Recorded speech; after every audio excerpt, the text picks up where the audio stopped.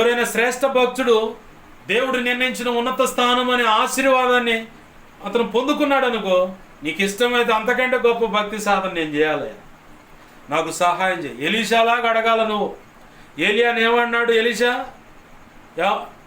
నా ఏలినవాడా, నువ్వు వెళుతున్న సంగతి బాగానే ఉంది, మరి నేను కూడా నీతో పాటు వస్తానంటే నువ్వు ఏం ఆశిస్తూ వస్తున్నావు అని చెప్పని డైరెక్ట్గా ఏలి అడుగుతాడు. నీకేం కావాలనుకుంటున్నావు నువ్వు అంటే, నీ మీద ఉన్న ఆత్మలో 2 పాళ్ళు నాకు ఇవ్వు చాలను. అబ్బో ఇది కష్టం కదా అన్నాడు. అయినను దేవుని చిత్తమైతే నీకు దక్కుద్దిలే పదా అన్నాడు. కొద్ది లెక్క వచ్చాడు, పరీక్షించుకున్నాడు, కొద్ది లెక్క వచ్చాడు, కొద్ది లెక్క, ప్రతి చోట ఆగమంటాడు. కాదు, మరణమే మన ఇద్దరిని విడదీస్తుంది తప్ప పొరపాటును కూడా నిన్ను వదిలిపెట్టను నేను అన్నా.